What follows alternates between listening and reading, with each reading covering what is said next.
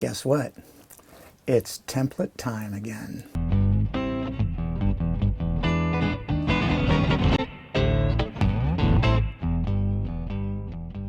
I designed this wall, this little kind of knee wall with a radius in it, and that is a little bit of a challenge. Not a headache, but a challenge.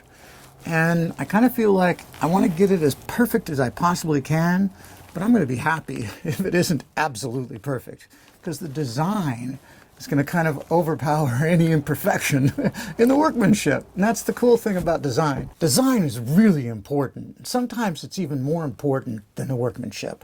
Yeah, the workmanship has to be tight and clean and as close to perfect as possible, but if the design sucks in the first place, I don't care how good the work is. This is paint grade here. So if this piece of laminated radius trim doesn't kiss perfectly tight against this painted panel, I can always caulk this panel to the hardwood later and then cut it in with more green paint. So it's going to look really fine no matter what.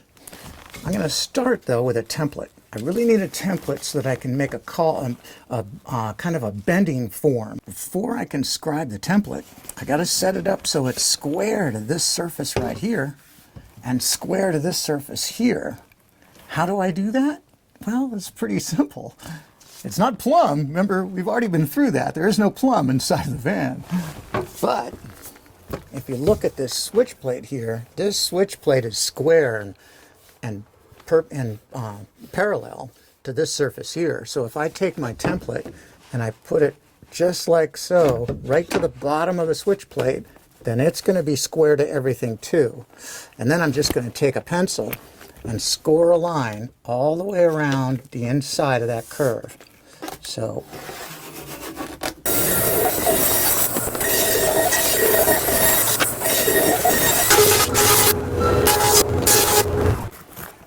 I've got my fillets cut. I got 4 of them, and they come out to 3/8 of an inch. So they'll match the rabbet in the straight stock that I've cut. And here's the template I made from the inside of the van, of that radiused wall. And from this template, I made this bending form. So it's made out of 4 pieces of MDF, and I just glued and nailed them together. And then I sanded them right to the line on my disc sander. And I cut these notches too. You can see the notches in here look kind of like sawtoothy, sharky looking, but those are so I got something I can stick my clamps on. You'll see what I'm talking about real quick. Something that's kind of perpendicular to little sections of this radius so I can draw it up tight without the clamp slipping. And all I have to do now is glue these guys up.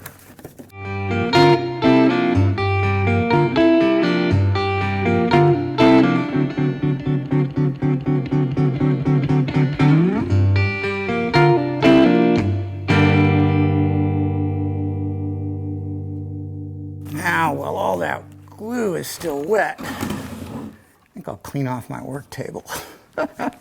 While that laminated radius is gluing up on the form, I decided I'd start cutting and rabbiting all of the wall caps, like this one here. And once I miter these and get them cut so that they fit perfectly all the way around, then I'll pre-finish them all. After they're pre-finished, just like everything else in here, I'll bring them in and I'll install them. So here it is, cut to fit. Butt joints, and it's fitting really nice and tight. Now it's time to make the radius shower curtain rod. I made one of these before, but this one's going to be considerably different. It's a much smaller radius than a regular bathtub, which is 6 feet. So this one's only about 32 inches from one point to the other, and that's what I measured diagonally inside of the shower. So I laid this out on a piece of plywood, and I clamped a piece of PVC in here and kind of bent it so that the projection from the back wall is about 12 inches or so. That's about the maximum that I wanted it to stick out into the kind of like hallway inside the van. I'm going to be able to check all of this because I'm going to make a template, a rigid template, so that I can hold it up in there.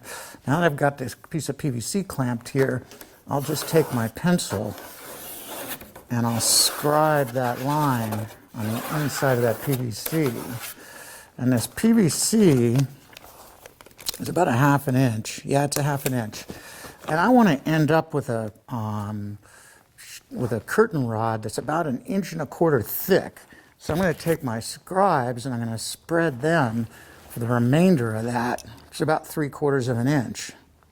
And that way I can take my scribes and just follow the same PVC, the same piece of PVC, and I'll end up with that exact 1.25 inches, or pretty close to 1.25 inches, and then I'll cut that template out.